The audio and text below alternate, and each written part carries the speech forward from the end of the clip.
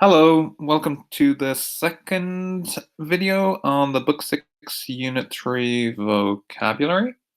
So in the first video, we quickly went through the words as identified on your vocabulary sheet, talked about the form of those words, so whether they are adjectives, verbs, or nouns, talked about the meaning, gave a quick example sentence, and talked about the connotation of each word, so whether it's positive or negative. In this video, we're just going to be looking at some of those words as they are used in context in relation to the material and themes of the unit. So let's press ahead. Right, so we're going to start with a brief pronunciation practice. So these 10 words are from reading 1, and we're just going to work on pronunciation here. So, number 1, reliable, reliable. Number 2, revolutionized, revolutionized. Number 3, advocate, advocate. Number 4, environment, environment. Number 5, linked, linked. Number 6, potential, potential. Number 7, interaction, interaction. Number 8, risk factor, risk factor. Number 9, consensus, consensus. Number 10, aspect, aspect. Okay, now that we've practiced the pronunciation of those words, make sure that you are able to say them correctly. If you have any difficulty, just replay that portion of the video and practice it until you get it correct. Remember, that's a key skill for your speaking. So when you are being tested on your speaking ability, it's important that you are able to pronounce the words correctly. Okay, so here we've got a picture of a double helix. It's got critical technologies over here. It's got a whole load of words that you probably can't read, but it's got one over here that you should recognize. And this word is revolutionized. So what does revolutionized mean? Well, revolutionized is to have completely changed the way people think or do things. So many things have been revolutionized in recent years. So medicine has been revolutionized, for example. We do it completely differently in the 21st century than what we did in the 20th century or the 19th century. So, without thinking of medicine, what else can you think of? So, uh, I'm going to ask this question. So, what is a field or area that has been revolutionized? Don't pick medicine, pick something else. What is a field or area that has been revolutionized? Try and answer that question. Well, hopefully you came up with something like science. Science has been revolutionized recently. For example, we now can use genetic engineering, which has completely changed the field of science, in particular, or particularly biology. And it's completely changed the way we did things 30 years ago or even 20 years ago. What else has been revolutionized? What other field or area? Well, maybe you came up with communication. So, for example, if you want to contact your friend who lives in a different area, all you need to do is pick up your mobile phone, send him a Hangouts message, or give him a call. In the past, before we had mobile technology and stuff like emails, you would have had to physically be with the person, either see them face to face or write them a letter. And that would have taken some time for you to contact them. These days, everything is instant, so communication can be instant, and you can communicate with somebody in another part of the world very easily. One other thing which has been revolutionized is information. So, believe it or not, when we needed to learn about the world um, 20 years ago, well, maybe a little bit 25 years ago, all we had what we had to do was we had to go to the library, we had to read a lot of books, we had to memorize a lot of information. These days, we just Google it. Okay, so information has been revolutionized. Again, it's very easy to find information from countries all over the world. So if I want to find out what's happening in America today, I can just look that up on Google or read an American newspaper online. In the past, that wasn't possible. You couldn't find out information that quickly. So even if you got information about America in the past from a letter, that information was already old. Today, the information we get is instant. Okay, so hopefully you came up with a field or area that has been revolutionized. There are many fields and areas that have been revolutionized. You probably found that your answer involved some form of technology or science. So, moving on to the next question, how did this revolution in technology or science impact your life? Give an example. So, how did this revolution in technology or science impact your life? And give an example. So, think about that. Try and answer this question.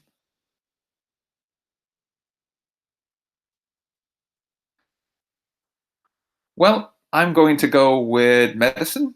So I'm going to think about the revolution in medicine. So how did this revolution in technology or science impact my life? Well, the revolution in technology, in particular medicine, impacted my life in a positive way. For example, the last time I went to a dentist, he told me I needed to have a root canal.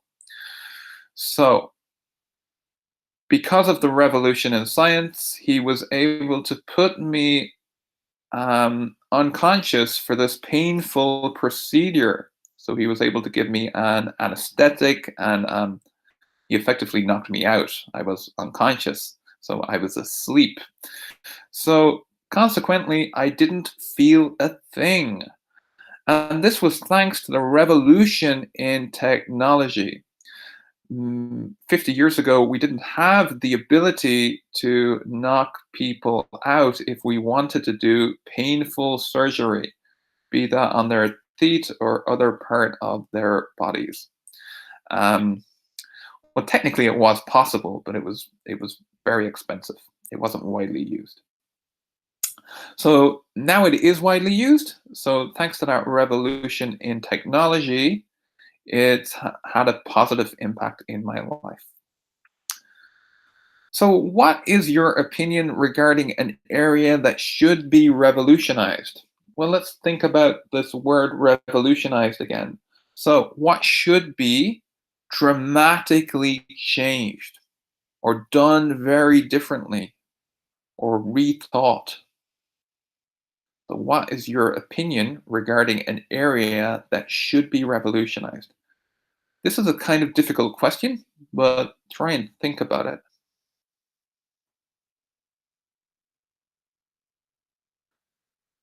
Okay, so hopefully you came up with an answer.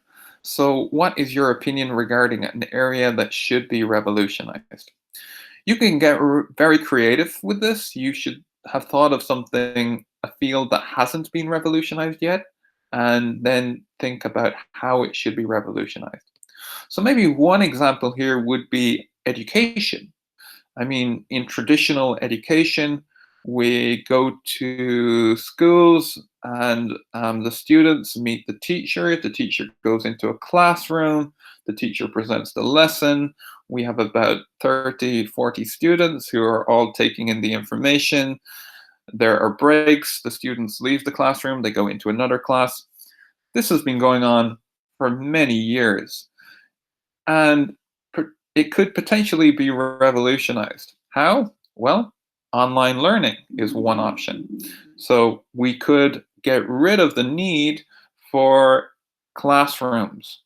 And you could get really creative here with how you would revolutionize it. You start using things like VR technology. So you could create a virtual classroom without actually needing the physical classroom. So you could use VR technology, that's virtual reality, in the space of your own home, and you could have a virtual teacher teaching you the lessons. This would be great because it would be very interactive and it would feel very real to you. Um, and it would certainly revolutionize education. Um, Maybe other things that could be revolutionized. The way we give salaries. So I always find it surprising that a hairdresser can earn more than a nurse. So maybe the way people earn money needs to be revolutionized. Finally, what is a synonym of revolutionize? So revolutionize means to completely change the way we do things. So a synonym for revolutionize might be something like dramatically change or reshape, rethink, or remold. Okay, let's move ahead to the next word. Okay, here we have an advocate. An advocate. So what is an advocate? Well, an advocate is a supporter, usually of a particular cause or policy. So you might have an advocate of global health, for example. And this person would be a supporter that everybody around the world gets proper health care. You might be an advocate of the environment. So this would be a supporter of the idea that we do things to protect the environment. You might be an advocate of children's rights. And this would be the sort of thing where you are a supporter of the idea that children should enjoy childhood and be protected by rights, and that they don't have to go off and work in sweatshops as they do in some countries. So that would be an example of you being an advocate. Why are you being an advocate there? Well, because you are supporting a particular cause or policy. So how does that work with the material we've covered in the unit? Well, we can also use advocate in relation to medicine. So let's look at this gap fill here.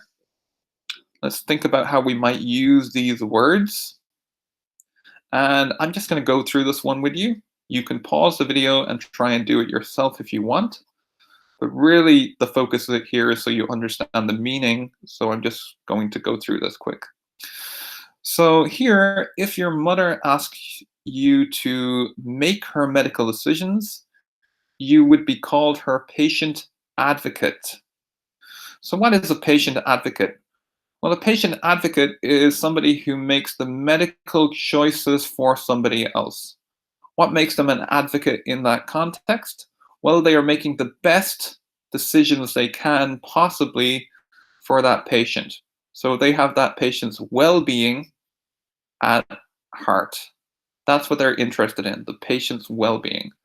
So they are making the best medical decisions they can.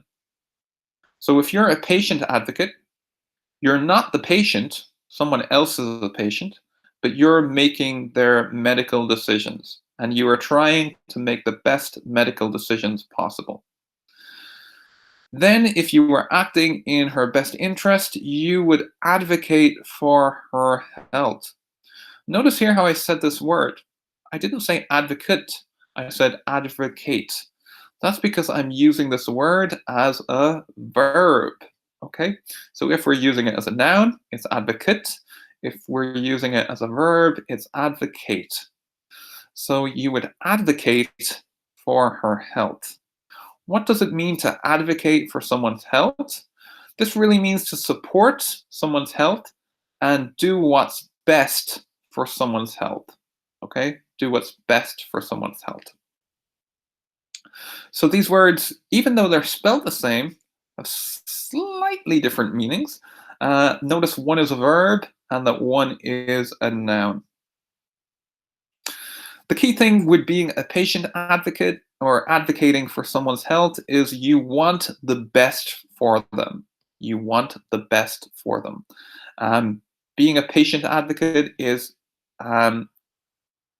slightly different as well, because a patient advocate is a technical term where you make the best medical decisions you can for that patient. You're in charge of their medical decisions.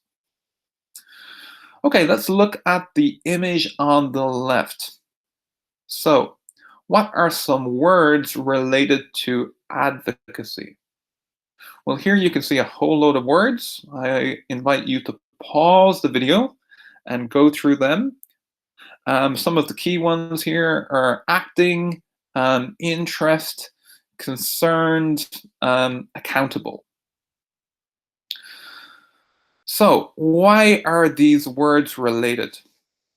Well, again, I'll let you pause the video and let you figure that out yourself. But for the words I chose, why are these words related to advocacy? Well, when you're an advocate, you are acting in their interests. So if you're an advocate for a patient, you're acting in their interests. If you're an advocate for the environment, you're acting in the environment's interests. What motivates you to do that? Well, you are concerned. You are concerned about the issue or whatever the problem is. And finally, you are accountable. Remember, an advocate has to make decisions, so they are responsible. They are responsible for that person, and in some way, that idea, because they are trying to promote that idea. So they are accountable for what they say and what they do to promote it.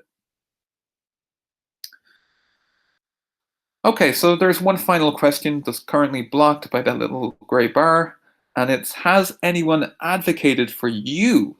So has anyone advocated for you? And what it means advocated here is, have they ever done anything that shows that they want the best for you, want the best for you, or have they advocated for you in a medical context? So, like your parents or teacher, can you think of a time that they advocated for you? Okay, I'll leave that one with you. I would like to think that my parents have advocated for me in the past. They have certainly wanted the best for me, and they tried to give me the best education possible to um, turn that into a reality. Okay, let's press ahead. Okay, so here we have the word interaction. Interaction. Think about this word. What does interaction mean? Well, an interaction means the action or influence of people, groups, or things on one another. It's commonly used in terms of people. So we often call it social interaction when we're influencing each other or interacting socially with different people. Things can interact also, and that just means they're kind of influencing each other in other ways. So, what is going on in this picture? What do you think? Well, it looks like they're having some form of meeting or a discussion. Okay, it doesn't just like they're it's not just like they're kind of visiting a house. It looks like they seem to be having a meeting or a discussion in some way. Probably a business meeting of some kind. So what do we think is going on here? Could we describe this as an interaction? Yeah, it's an interaction because they are exchanging ideas. It looks like they are discussing a topic, exchanging ideas. So they will be influencing each other. They will be influencing each other's opinions and what each other say and what each other think when they leave the meeting. So this is a type of interaction. Why do you think interaction is important in your life and in business? Why do you think interaction is important in your life and in business? Well, you could say it is important to influence people. It is important to be influenced by people. But possibly a better answer would be to say that interaction is a key part of building friendships, building partnerships, and building business networks. In other words, if you don't have an interaction, you find it very hard to build a relationship with people. And of course, that's very important in our lives and in business. Remember, business between businesses often rely on good relationships. So, who would you interact with in your life on a daily basis? Apologies here for this terribly written question. It should be who do you interact with in your life in or on a daily basis? So, apology, I didn't write this slide. I'm just reading it. So it should be who do you interact with in your life on a daily basis? Think about that. Who do you interact with in your life on a daily basis? Well, hopefully you came up with your friends. You interact with them on a daily basis. Your teacher would be a good answer. You don't really interact every day, but you interact enough days for it to be considered a daily basis. And your parents, possibly, you hopefully you interact with them on a daily basis.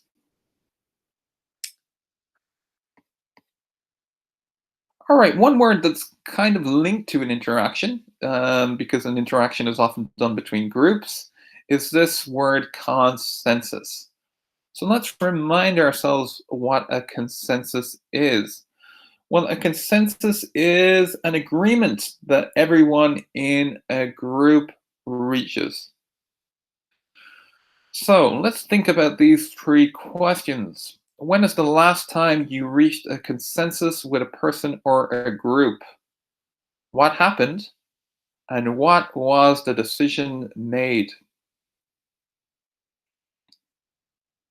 So pause the video, try and think about these three questions, and see if you can answer all three of them. Okay, let's go through it together. So, when is the last time you reached a consensus with a person or a group? I reached a consensus last week with my friend. What happened? We were discussing the best time to meet up and study. She wanted to meet on Monday, and I wanted to meet on Wednesday. What was the decision made? Unfortunately, she wasn't available on Wednesday, and Monday was not a good day for me. However, we realized we were both free on Tuesday, so we agreed that that would be the best time to meet up for our study session. Okay, that would be an example of reaching a consensus. Notice how we reached an agreement about the best time to meet up and study. Okay, so this is a very quick true or false. Consensus is not necessary when making a group decision. Pay attention to this not. Okay, consensus is not necessary when making a group decision. What do you think the answer might be?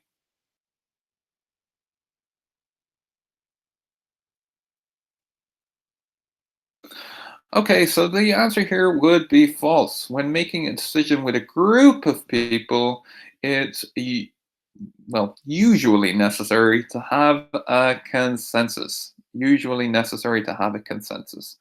That's because you are going to have people with different points of view, and they are going to share those points of views and eventually come to an agreement. So by making a group decision, you will usually come to a consensus, an agreement about the best way forward.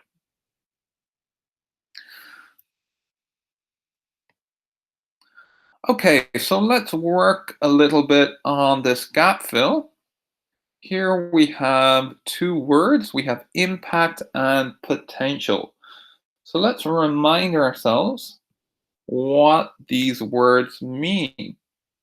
So, impact is the effect that an event or situation has on someone or something. So, what's the synonym for impact? An effect. An effect. Potential. What does potential mean? Potential is the possibility that something will develop or happen in a particular way. So, potential is really the chance that something will happen in a particular way. It's possible that it might happen in that way. Not that it will happen in that way, but it's possible it might happen in that way. So, for example, if I say my child has the potential to be a famous doctor, I mean it's possible for him to become a famous doctor. He has the ability if he works hard. Will he be a famous doctor? I don't know. He only has the potential, and because he's only a child, that potential has not yet been realized. Okay, so using our meaning of the words, let's see if we can fill in these gaps. So pause the video and see if you could put in the correct word.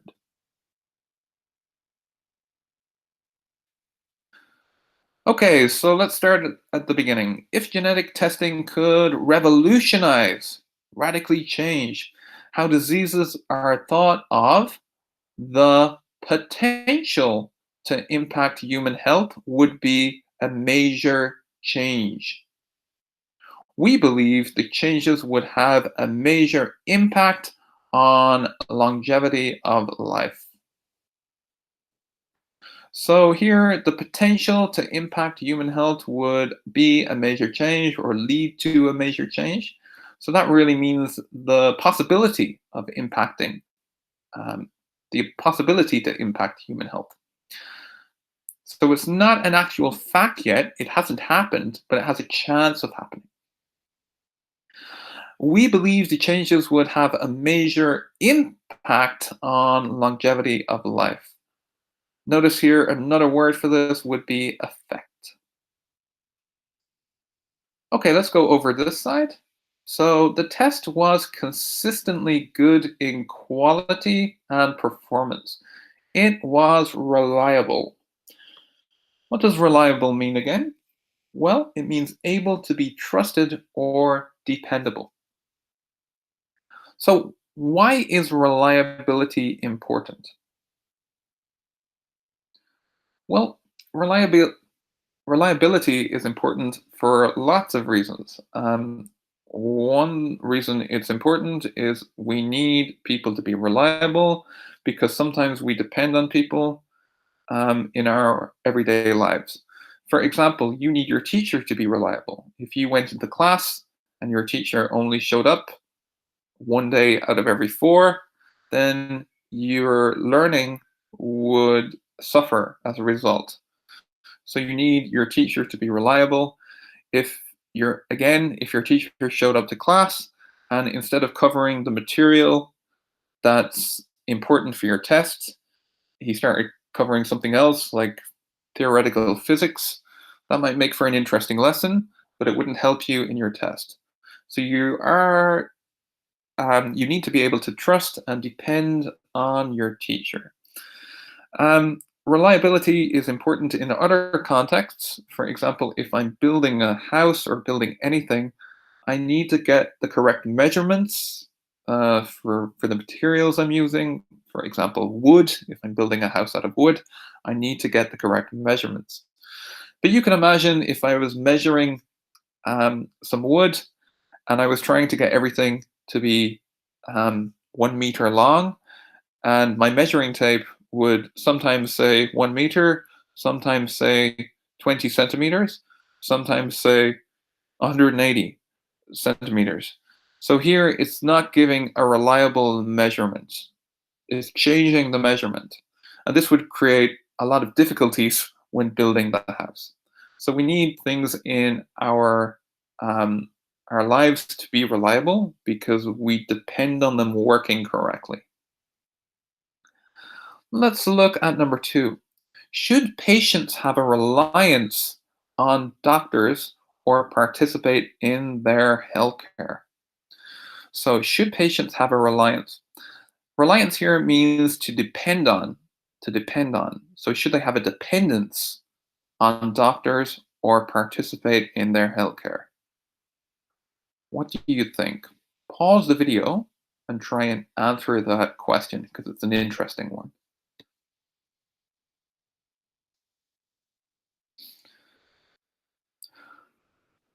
Okay, so maybe you came up with something like, I believe patients should not rely on doctors and participate in their healthcare more.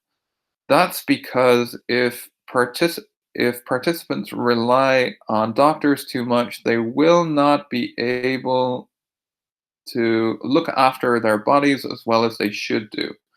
For example, if I do not participate in my own healthcare, eat unhealthy food, and don't get on a lot of exercise, I will constantly be going to the doctor and hoping that they will fix my body. That is not a good idea. I should try and stay fit. I should try and eat healthy food. I should try and be independent when it comes to promoting my own health. This would take the pressure off the doctor and give it to the patients that really need it. So that would be a good answer here. Okay, but maybe you came up with another one and said, well, patients need to be reliant on doctors at time, for example, in a medical emergency. If I'm having a heart attack, maybe now is not a good time where I should be participating in my own healthcare. I need to be able to rely on the doctor. I need to be able to call the doctor, and I need him to be there. If my doctor is on holiday or my doctor decides he's not showing up to work that day, that would have a big effect on my health, considering I am going through a medical emergency. So, yes, I could participate in my own healthcare, but I need to be reliant on doctors as well, particularly in emergency situations. So, those would be two different answers to that question. Okay, let's move to reading 2. Some of the vocabulary here. There are 6 words. Number 1, consulted. Consulted. Number 2, conventional. Conventional. Number 3, illicit. Illicit. Number 4, skeptical. Skeptical. Number 5, arthritis. Arthritis. And number 6, immobilized. Immobilized.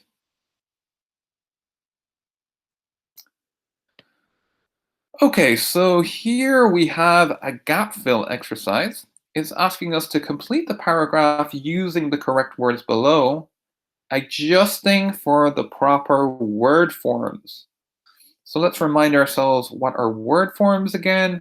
Well, whether it's a noun, verb, or adjective. So it means adjusting for the proper word forms, or it wants us to adjust for the proper word forms. That means that when you find a space for one of these words, you might need to change the word form. You might need to change the word form. So the best way to do this is when you're approaching your gaps, work out what type of word goes in there. Work out what type of word goes in here. So, for example, Norman Cousins talked to or something doctors. Well, here I've got my subject, I've got my verb, but notice it's followed by an or. Okay? This means I need another verb. Okay? So I'm going to have to go for a verb here. A verb. So you're going to have to do that with all of these. You're going to have to work out what type of word goes in each place, whether it's a noun, a verb, or an adjective. One other thing you're going to need to do, well, think about the meanings.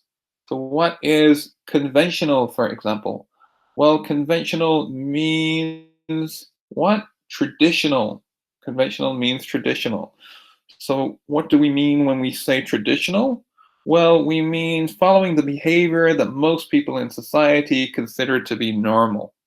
Okay, so not really conventional in the old, or not really traditional in the old sense, but really just following the behavior that most people in society consider to be normal.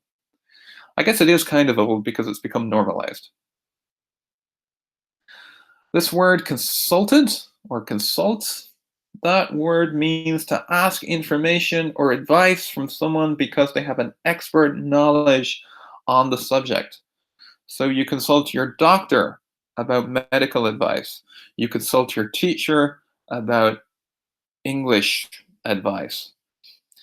This word, skeptical, what does that mean? Well, it means to be unsure or doubtful. So when Donald Trump says something, you might be skeptical about what he says, okay? To give an example. Alternative. Anyone know what alternative means? Alternative is the opposite of conventional. It strictly means to maybe do something deliberately different from what is usual or expected. So alternative can be another option from what's conventional. This word immobilized means prevented from operating like normal, not able to move in its usual way. Sometimes it can mean not to be able to move at all, but we'll often consider something immobilized if it's prevented from operating like normal. So your car might be immobilized if, even if you're able to start the engine, move it backwards, but if you're not able to move it forwards, it would be immobilized. And this one, illicit. Do you know what illicit means? Illicit is to get information from someone or to draw out information from someone or to evoke information from someone. Okay, now that we've talked about the meaning of these words and we've talked about how you will need to decide what type of word goes in each space, so whether it will be an adjective, verb, or noun, and you may need to change the word form of each of these words. Let's see if you can pause the video and find the correct answers.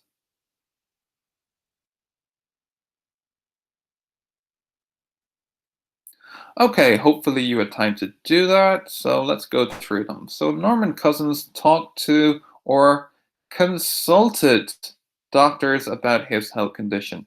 Notice here I used consulted, I used it as a verb, I used it in the past tense, which makes sense because I have talked to also in the simple past. So consulted doctors about his health condition. The key here was really doctors about his health condition. What would you do? You'd ask for advice. You'd ask for medical advice. Who would you get that advice from? Doctors. Okay. It was a very serious, oh, sorry, it was very serious, and he did not want to use conventional methods. Okay. To get the answer here, you'd really have to move ahead and realize that Mr. Cousins was a positive thinker. He believed that he could elicit good feelings and thoughts from his own body. So, kind of draw out or evoke good feelings and thoughts from his own body. So, if he believed that, he didn't want to use conventional methods. Okay. The alternative to traditional medicine or laughter therapy gave him an increased quality of life. The alternative to traditional medicine or laughter therapy gave him an increased quality of life. In this way, he was not immobilized in society. He was not immobilized in society. So he was able to operate as normal because he had an increased quality of life. Um, this one here, the alternatives to traditional medicine or laughter therapy, really should have a comma here, or a laughter therapy. Without the comma, it doesn't make as much sense. So you should have a comma here and a comma after. Well done if you spotted that. Okay, so let's have a brief talk about this word conventional. So we were talking about conventional, basically something that is usually used. It's become normal. So when we think of conventional medicine, what do we think of? Well, we think of things like these. We think of actual medicine. We think of drugs that we get from a pharmacy. We think of tablets that were given by a doctor. Okay. So what are the differences between conventional and alternative medicines? Well, one difference is conventional medicine is considered usual or normal, and alternative medicine is sometimes considered unusual and not normal. Conventional medicine is usually given by doctors or pharmacists, sometimes nurses, people who work in the health industry, or maybe not the industry, but in the as healthcare professionals. Alternative medicine is sometimes given by specialists. Okay, so you might have somebody who's a specialist in some, I don't know, special tea of some kind that's meant to get rid of cancer. So they might consider themselves a specialist in that area, or some other sort of treatment, maybe positive thinking. You might go to a life coach, and they would be a specialist in giving you positive thinking. You might also be somebody who decides to give yourself alternative medicine. So there is such a thing called home medication, where you do not rely on doctors and pharmacists, but treat yourself with home remedies. And they are a form of alternative medicine. Finally, conventional medicine usually uses medical drugs. Be careful, that's medical drugs, not just drugs. Medical drugs, which are given by a pharmacy, okay, given by a pharmacy usually, or sometimes given by the doctor themselves. Alternative medicine can involve acupuncture or homeopathy, I believe it's pronounced. Um, and these would be acupuncture is the famous thing with the needles, where you lie on the needles. Homeopathy or homeopathy, I think it's homeopathy actually, is where you give yourself a natural substance, and this is designed to increase your health system and get rid of whatever illness you have. So it's kind of taking home drugs, okay, but they're all natural products, okay, that you take. There's also an alternative medicine called cupping, where you put cups on your body. Okay, so thinking about the definition of conventional, name types of some medicines or treatments that are conventional. Give yourself a bit of time to think about that.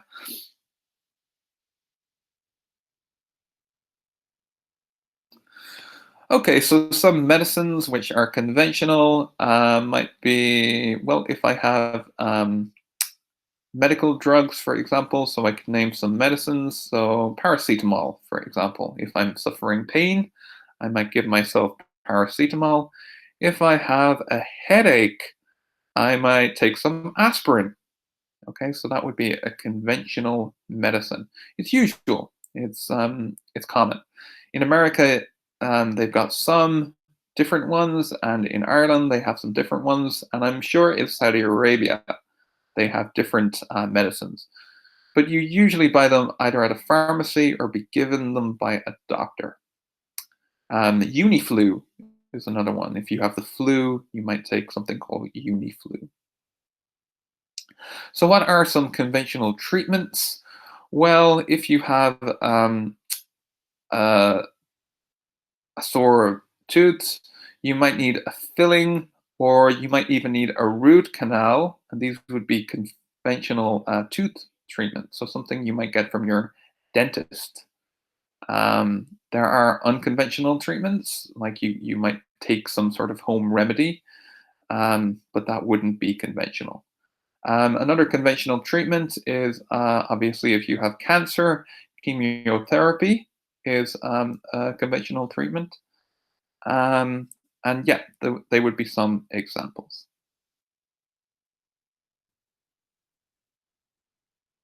Okay, so before moving on, let's just move these four sentences.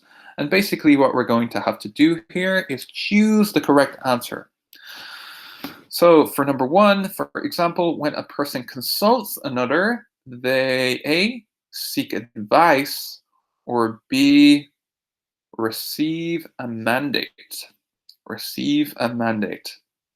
So when a person consults another, they seek advice or receive a mandate. So hopefully you will have recognized that the first answer, A, is correct. When a person consults another, they seek advice. So when you're seeking advice from your teacher about something related to education, you are consulting them, okay, because they are considered experts in that area. Okay, pause the video and try and do 2, 3, and 4.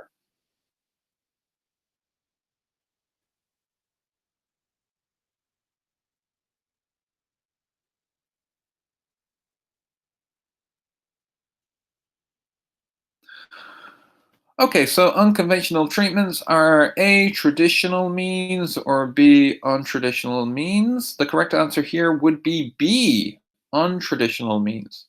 Why is it B? Isn't conventional traditional? Well, it is. Conventional is traditional, but unconventional is not traditional. In fact, unconventional is alternative. So, unconventional treatments are untraditional means. When we have that little "un" in something, we often mean the opposite of what the base word is. The synonym for elicit is to evoke something like a response or be silence. So hopefully you remember that elicit is to make something respond. So the synonym for elicit is to evoke a response. The antonym for skeptical is question or believe. The antonym for skeptical is question or believe. So when we are skeptical of something, we question it. We are wondering whether the facts are correct. We might be told some information, but we're skeptical about whether it's true. So we start to ask questions. So here it's asking us the antonym for skeptical. So antonym, remember, is the opposite to skeptical. So if a synonym for skeptical is to question, an antonym is to believe. Believe. So the antonym for skeptical is believe. Okay, let's move ahead. We've got the next 12 words coming from listening one. So we're going to quickly go through these and we are going to be working on pronunciation. So, number one, has a tendency. Has a tendency. Number two, over the course of. Over the course of. Number three, That being said, that being said. Number 4, consistency. Consistency. Number 5, pretty well. Pretty well. Number 6, reset. Number 6, reset. Number 7, sleep deprivation. Sleep deprivation. Number 8, intrinsic. Intrinsic. Number 9, recover. Recover. Number 10, tolerate. Tolerate. Number 11, clinically proven. Clinically proven. And number 12, maintain. Maintain. Okay, so just make sure you can say all of those words correctly before moving on. So make sure that if you are having trouble saying these words, that you replay that portion of the video, listen to how I say them, and try and mimic what I say. Pay particular attention to these long ones, like sleep deprivation. Sometimes you might get as far as sleep deprivation, and that's not good enough. You need to say the full thing, sleep deprivation, okay? You don't need to say it super fast. It's okay to slow it down. It's okay to say sleep deprivation, okay? So make sure you say it in a way that's comfortable for you. Also, pay attention to these little ones. The stress here goes on the set, so it's reset. Notice how I'm stressing the set, okay? Not reset, all right? Reset. All right, so let's move ahead and look at some of these words a little closer. So here we have has a tendency. Has a tendency. So let's break that down. Well, thankfully, it's already done for us here in the reading.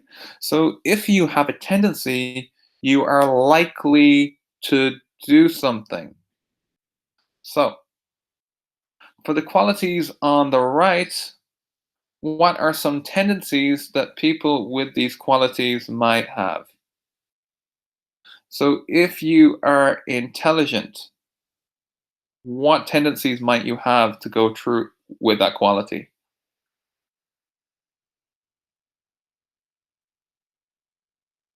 Well, you might have a tendency to get high marks on tests, okay? It shows that you are intelligent, so it's something you might do. You might have a tendency to impress your parents because you're intelligent, okay? If you're determined, what tendency might you have? Well, you might have a tendency to finish what you started. You wouldn't give up, okay? So you're likely to finish what you started. You might have a tendency to study a lot. Okay, if you're determined, remember you're kind of strong-willed. You don't give up easily, so you might have a tendency to study more than the average student who will easily give up studying because they find it boring, etc. Another example given here: an honest person would have the tendency to tell the truth. Okay, an honest person would have the tendency to tell the truth. If you're a brave person, you have the tendency to do courageous things. Okay, for example, things like that. If you're outspoken, you have the tendency to come up with new ideas, say things that not a lot of people would usually say. Okay, so let's move to that little sentence below all of those words. In medicine, some drugs and treatments have a tendency to work better than others. What might that mean? Have a tendency to work better than others. Some drugs and treatments have a tendency to work better than others. That basically means that in medicine, some drugs and treatments are likely to work better than others. Okay? So when it comes to a cancer patient, for example, which medicine has a tendency to be more effective? Chemotherapy or acupuncture? I'll leave that with you. I'll leave that with you.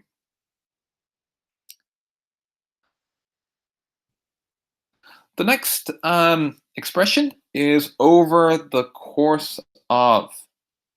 Over the course of.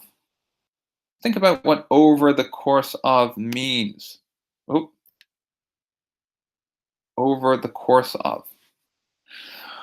Well, here we've got an example sentence. Over the course of his treatment for depression, the man was able to see that life can be positive after a tragedy. So, what do we think over the course of means in that sentence? Good. Over the course of means during or during the process. So basically what we're saying here is during the process of his treatment for depression, the man was able to see that life can be positive after a tragedy. This didn't happen after his treatment, and it didn't happen before his treatment. It happened over the course of his treatment. So during his treatment, from when his treatment started to some point before his treatment ended. Okay, that's over the course of. So you can use that in other contexts. You can say, over the course of the summer, I learned how to speak French. That means that during the process of summer, as summer went on, in time, during summer, you learned how to speak French. It doesn't mean after summer, and it doesn't mean before summer. So when we're talking about after summer, we're no longer talking about over the course of summer. When we mean what we mean by over the course of is during summer, while summer is taking place. So think about things that you've done over the course of um, over the course of summer. See if you can think of something you did during summer, while summer took place. What did you do over the course of summer?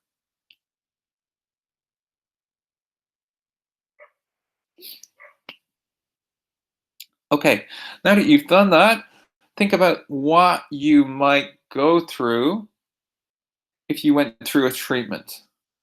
What might happen to you over the course of your treatment? Would you look at life differently? Or would you come back to life as the same person you are today? Think about that and try and come up with some answers.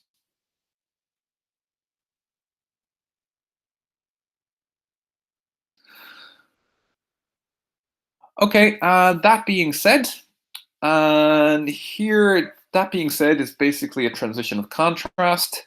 It's kind of used in the same way. And below we have a list of synonyms of that being said. Um, it it's asking you here to make as many sentences as possible using these words and phrases. So there are so many words which basically mean the same as that being said. The big one here, on the other hand, but some words we've already been introduced to, such as however, in contrast, but. Okay, these are all ways to say that being said. Here we've got that being said in the list. These are all transitions of contrast. And that being said is just another transition of contrast. It basically means you said one thing, but now you're going to say something else that is different. Okay, that is contrasting what you said. And that's why we use the word that being said. You've already said one thing, and now you're going to say an opposite idea. It's often used at the start of a sentence. So it's asking you here to make as many sentences as possible using the words or phrases. I wouldn't ask you to do that. I'd ask you to try and make 3 sentences using that being said. That being said, if you're struggling to think of one, just think of a sentence where you'd use however or but, and you might come up with a good sentence for that being said. Okay? So Saudi Arabia is very hot. That being said, it's rained all day today and been very cold. So Saudi Arabia is very hot and dry. That being said, it's cold today and has rained all day. Notice how I'm using a contrast there and I'm introducing it with that being said. Okay, so this one, the big reset button. So let's remind ourselves what reset means. Have a quick think about that. What does reset mean? Well, reset is to return to a regular position or state. Often it's to return to an original position to do things slightly differently. We'll talk a little bit about that in a minute. But for now, think of things that you might reset. So list all things that you reset. See if you can get um, five. Five things that you might reset. Pause the video and see if you can do that now.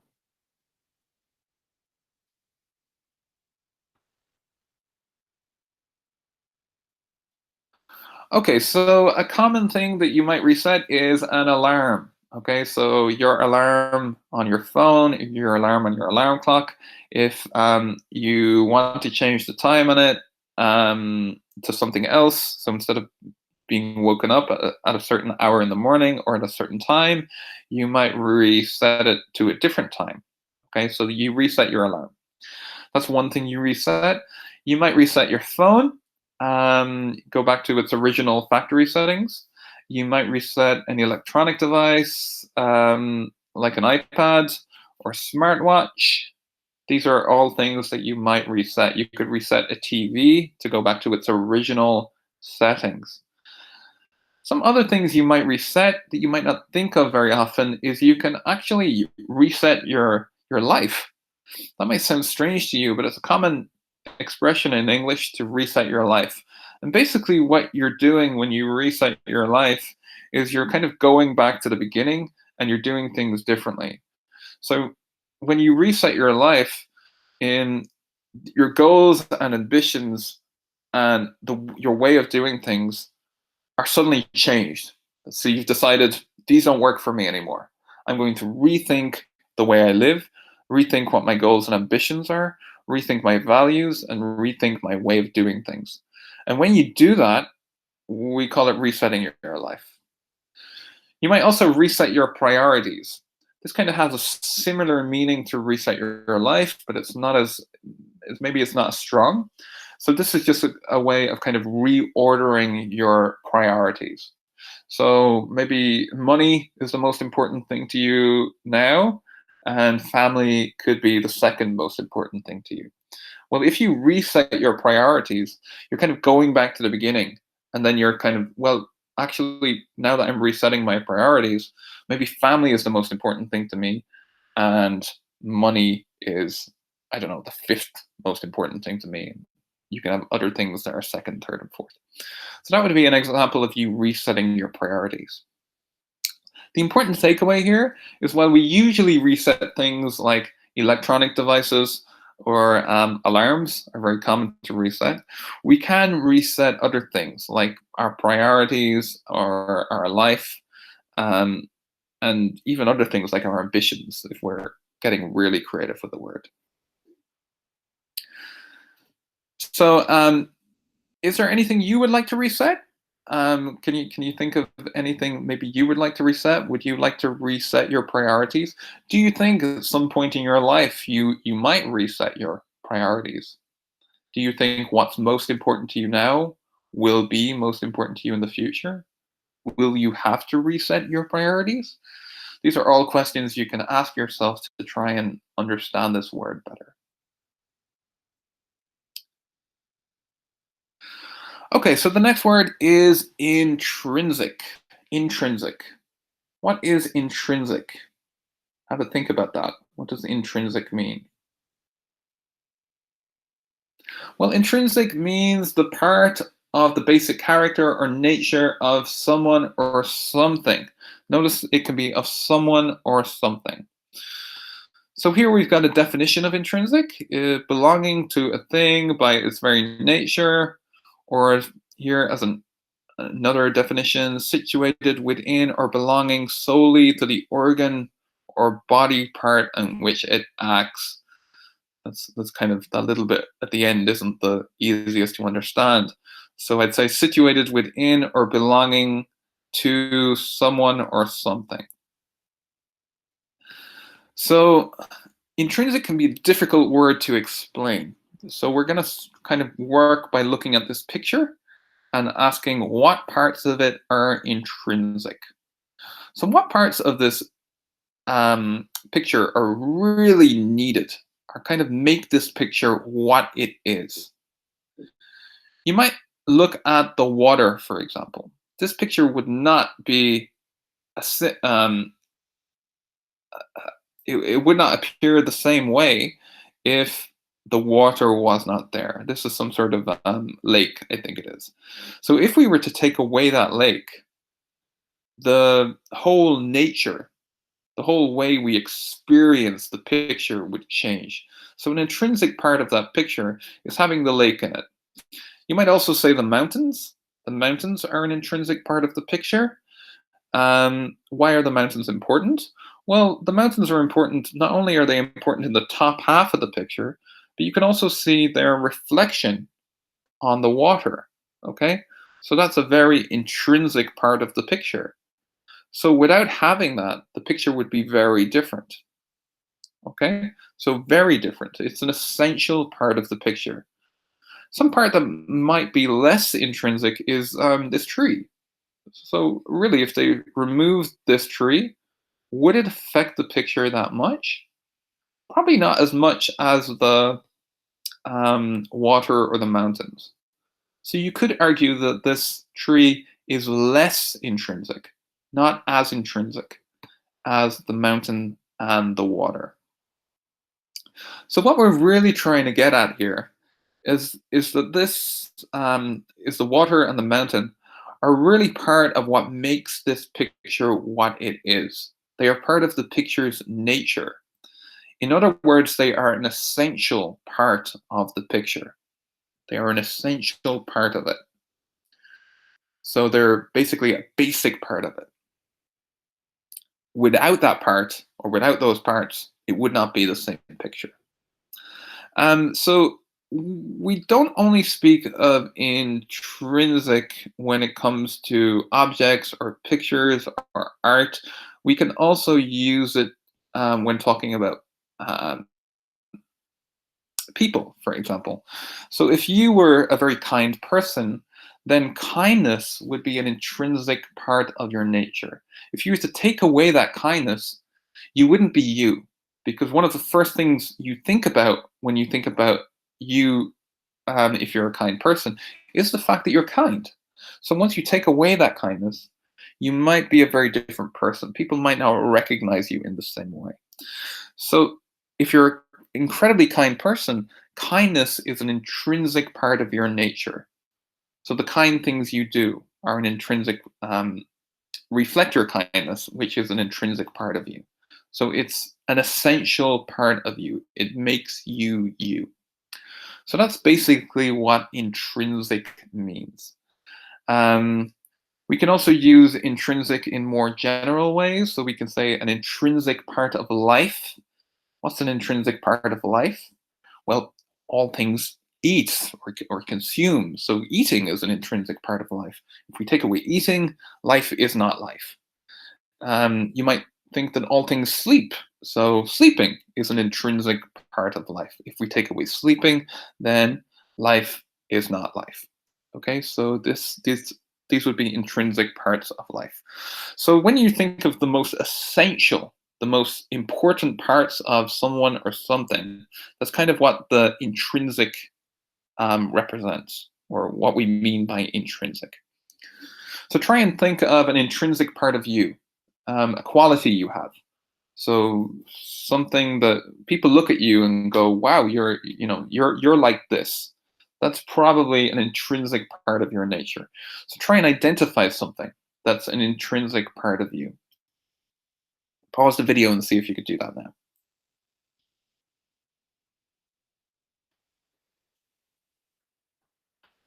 Okay, so we are going to move to our last six vocabulary words. These are all from listening to. And here we've got number one, which is accumulate. Accumulate. Number two, cranky. Cranky. Number three, critical. Critical. Number four, fatigue. Fatigue. Number five, make something a priority. Make something a priority. And number six, touch on. Touch on. Okay, now that we've practiced the pronunciation of those words, let's press ahead and look at a few of those words in more detail. So here, number one, we have accumulate. Try and remind yourself what that means. To accumulate is to gradually increase over time or to build up. So to gradually increase over time or build up. So one thing I might accumulate is money, okay? I don't have it all to begin with, but over time I might get more and more money. So I'm gradually, slowly building up the amount of money I have. So that would be an example of something I accumulate. I accumulate money. We might also, another way of saying that is you could accumulate wealth. So wealth is, well, one part of wealth is money, but wealth is also having, owning things, all things that make up what you're worth financially. So you can accumulate wealth. So, what are some other material things you can accumulate besides money? So, what are some material things you can accumulate besides money? And no cheating here. You can't say coins or notes because they are types of money. So, what else can you accumulate besides money? Pause the video and see if you can answer that.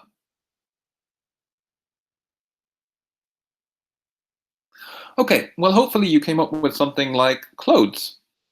You accumulate clothes. So most people at home, they have a selection of different clothes, and over time they accumulated more. So they gradually built up more and more of them. We didn't start by having a wardrobe full of clothes. We built it up over time. Related to clothes, we might accumulate shoes. So you might start off with one pair of shoes, then you go out and buy a second pair. And if you look at your closet now at home, you might have 5 or 6 pairs of shoes, and you accumulated them over time. They gradually built up over time. In my part of the world, there are some women who own 50 pairs of shoes, so they accumulate them over time. Another thing you might accumulate over time is books.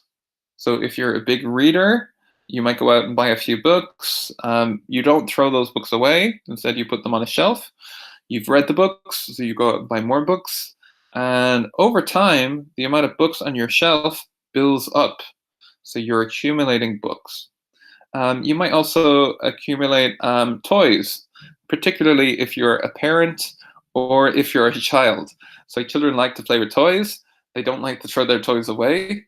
So over time, the amount of toys they have build up. They accumulate. Okay, we've talked about material items, so material things like clothes, shoes, toys, books, and money. But what are some other things you can accumulate? So what are some other things you can accumulate? Again, apology with the question here. What are some other things can you accumulate? No. What are some other things you can accumulate? So think about this. Not material things, other things. Pause the video and think about that.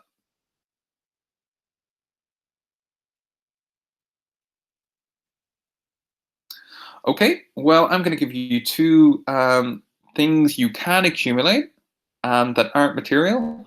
One thing you can accumulate is experience. So you will, over time, experience more and more things. So when you're young, you haven't experienced much of life, and then you experience what it's like to go to school. You experience what it's like to make friends in school. You experience what it's like to lose friends, make new friends, lose those friends, make new friends. All of the things which go with childhood. You kind of grow up through school, and suddenly you experience what it's like to go to university, what you need to do at university, what it's like to study whatever subject you're studying at university. These are all experiences you're collecting. So you are accumulating them. You are gradually building them up over time. Okay. Um, Another thing you might accumulate is knowledge.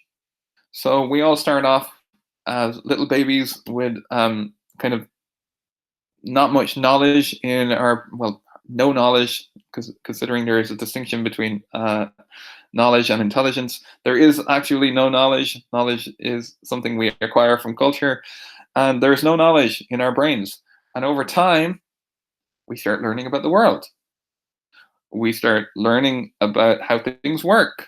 We start learning from things like books and from people, and we are accumulating knowledge. So one thing we can accumulate is knowledge. Another thing we can accumulate is experience. So those are two things we can accumulate which aren't material things. And they often go with those words.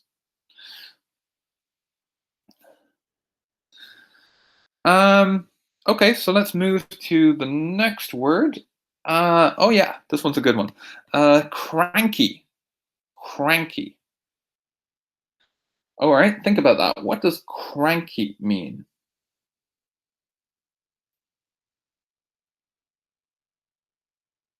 Well, cranky means to basically get upset quickly, or to easily be upset. Can you think of any words on your vocabulary sheet which were a synonym for cranky? Irritable. Yeah, so another word for cranky is to be irritable. Okay, so let's make a list of how these pictures show crankiness. And we have this little girl over here, and we have this character, I've forgotten his name. He's from the Pixar animation Up. Um, but here is great because we have a little young girl and we have an old man. So look at these pictures, and how do they show crankiness? How do they show crankiness? Well, this little girl looks like she'd easily get upset at anything. You know, she looks like the sort of girl that if you turned around and said, go play with your toys," she'd be like, "No, I don't want to play with my toys." You know, she'd be the sort of girl that you'd feed her favorite food, like ice cream, and she'd say, "Where are the sprinkles? I want sprinkles." So she's likely to easily upset at any situation. How do we tell that? Well, she's got her arms crossed, which is always a sign that somebody is irritable or not in a good mood.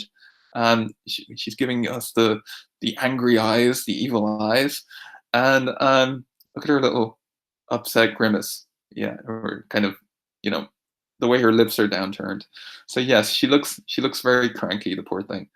So yeah, she looks like she's going to get upset easily.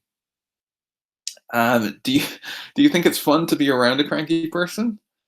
No, it's not fun to be a cranky person at all. We have to be very careful with what we say when we're with a cranky person, because if we say the wrong thing, we're giving them an excuse to get irritable.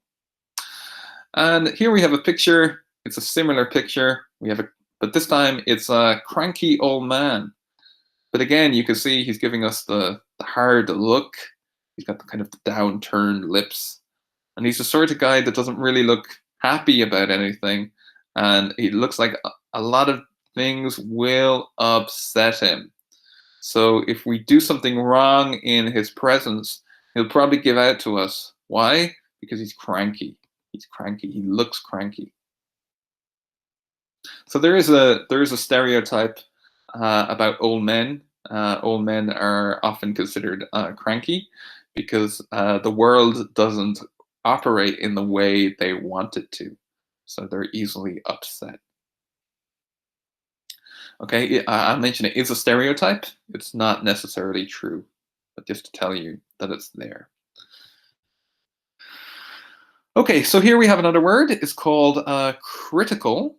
Critical. And let's remind ourselves what critical means. Well, critical is extremely important because a future situation will be affected by it. So very generally, critical just means of great importance, okay? Of great importance. But it's often of great importance because a future situation will be affected by it. So critical is very important when we think of things like our health and medicine. It's often used. So if we look at that picture up there, it's asking us describe why this is a critical situation. Describe why this is a critical situation. So why is this extremely important? Why is it an extremely important situation?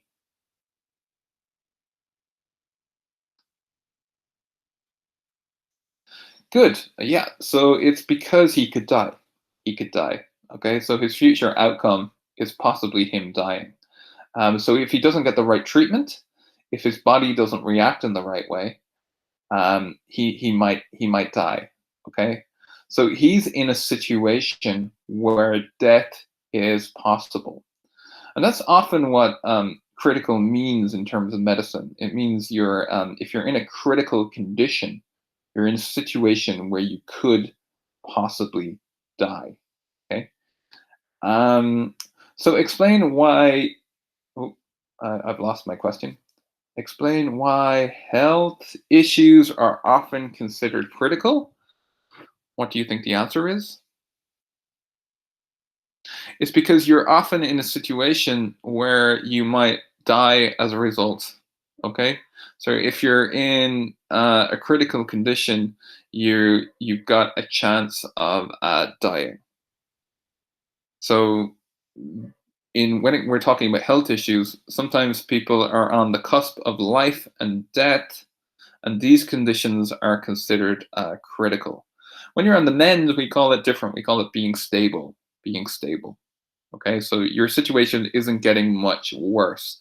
When you're in a critical condition, you're kind of leaning towards that death. You know, if something isn't done to help you, then you are probably going to die as a result. So a critical situation is a terrible thing to be in, especially in a medical context. Okay, so we don't want people to be in a critical condition. We want people to be brought out of a critical condition, to be in a stable condition, and to eventually be let go from hospital. Okay, so this is our second last slide. It's the word fatigue. So let's think about the word fatigue. So have a quick think about what its definition might be.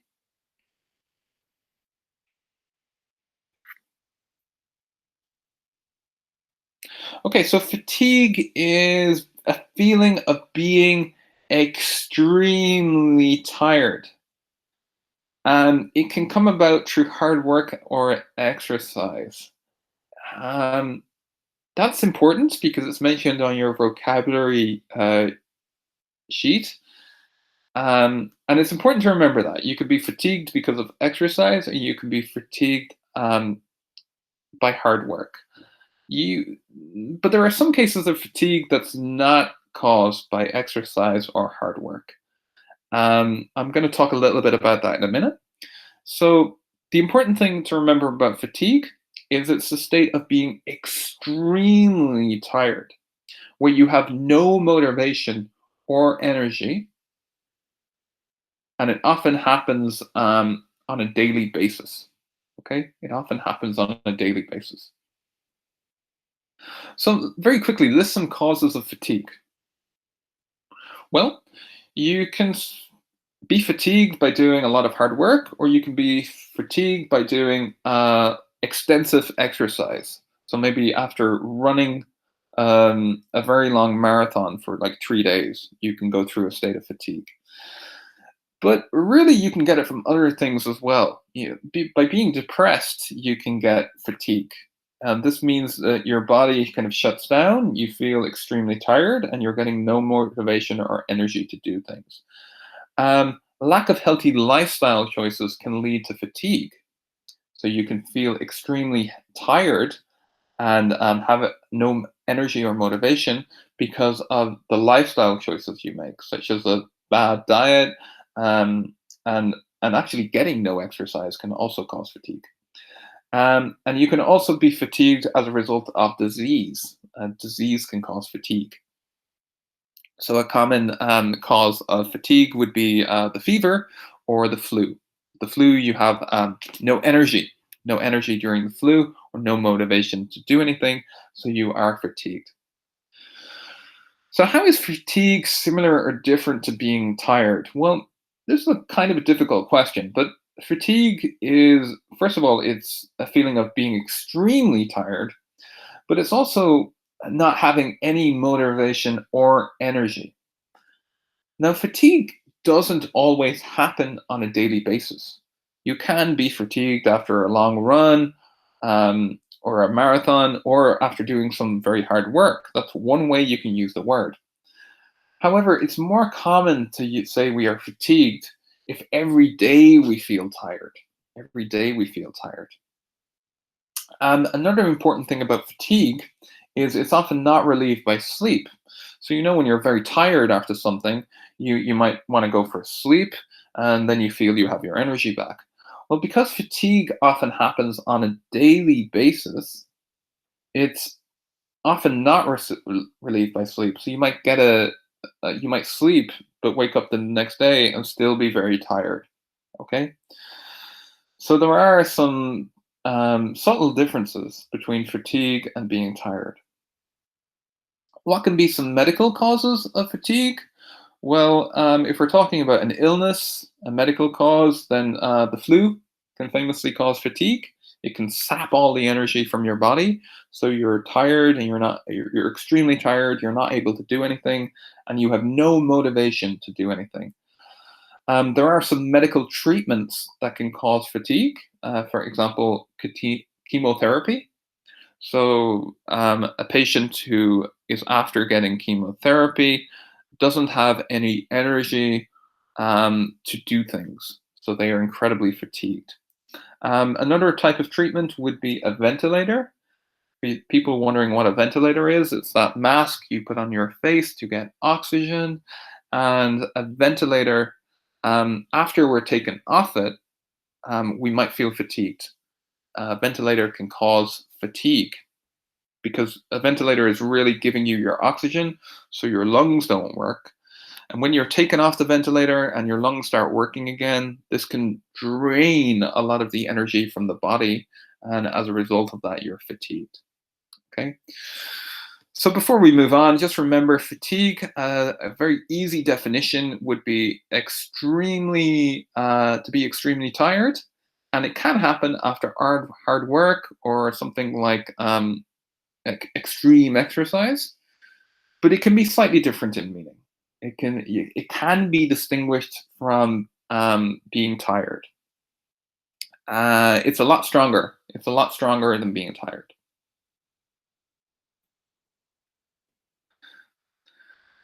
Okay, our final slide is to make something a priority. So I make my family a priority. Um, what what does priority mean? Let's think about that. When we make something a priority, what do we mean?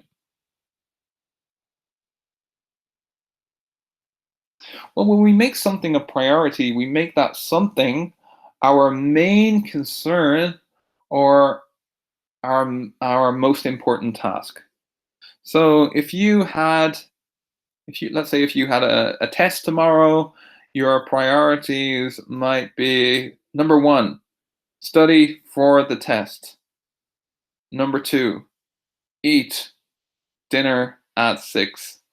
That would be to give you extra energy to study for the test. Number three, get 8 hours of sleep. Now you're writing down how all of these are important. For example, it's important for you to study for the test. It's important for you to get some food to give you the energy to keep studying. And it's important for you to get some sleep as number three. So you will be equipped so you will be energized for the exam the next day. However, notice how I wrote as number one priority, study for the test. And because study for the test is the number one priority, it's the most important. It's the most important concern. So if you feel that sleep is getting in the way of you studying, you might not sleep your 8 hours. Your number one priority will always be the most important.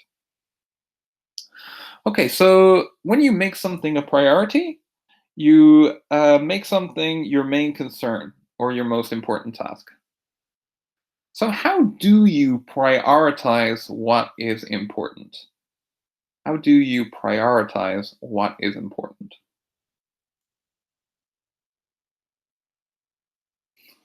Think about that. How do you prioritize what is important?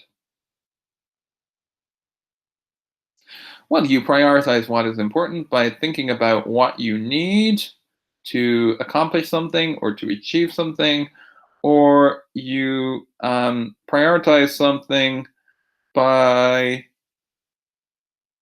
or you decide what to prioritize. Sorry, let me start again.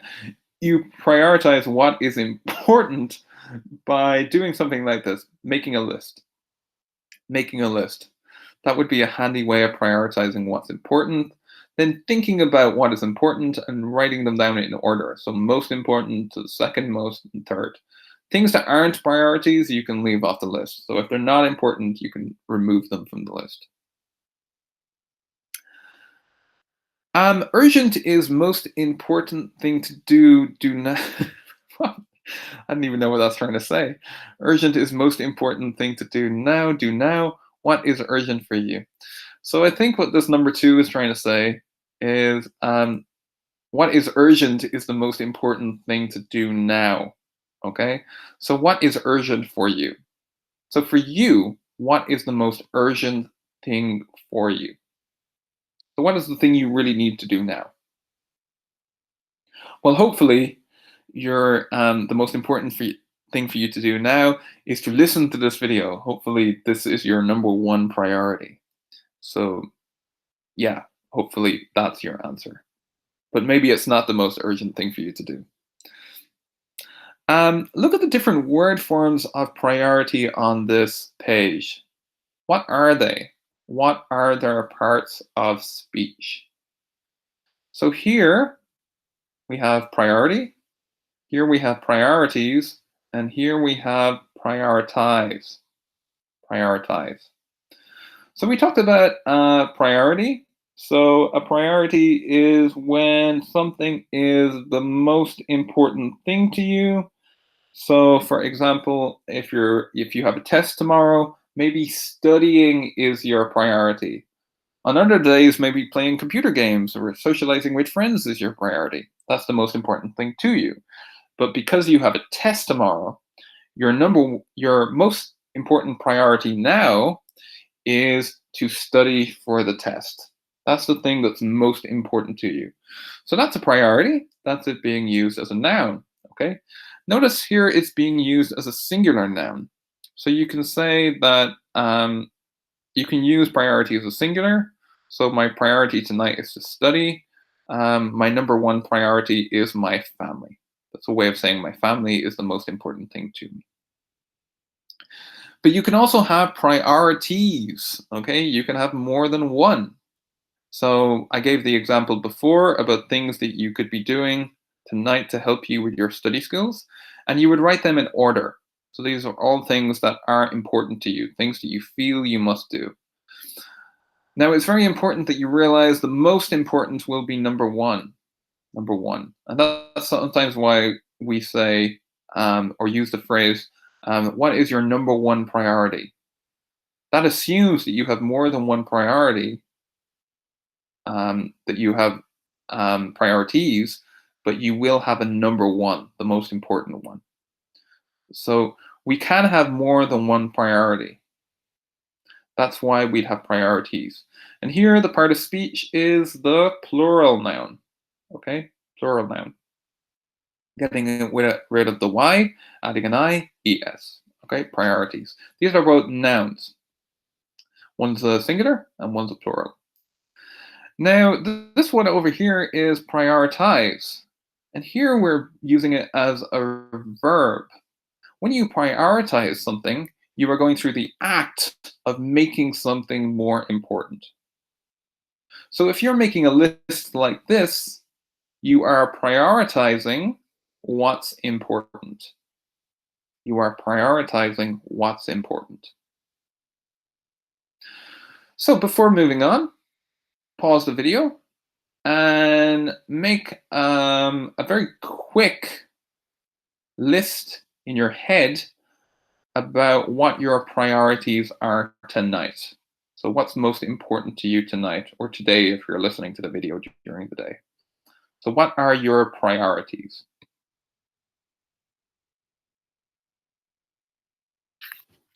Okay, now that you've done that, well done. You've reached the end of this video. So that's our second Unit 3, Book 6 vocabulary done. Make sure that you study the vocabulary in your own time. Look at the different word forms. Start thinking about how you can use these words in relation to the unit. So, when writing, for example, about the unit, how you can use these words. So, every week you're going to be given a topic sentence in your practice writing paragraph and in your test paragraph. And it would be very useful if you could use these words in the correct context. So, start thinking about how you're going to do that. And hopefully, this video was useful for you. Have a good evening or a good day wherever you are. Goodbye.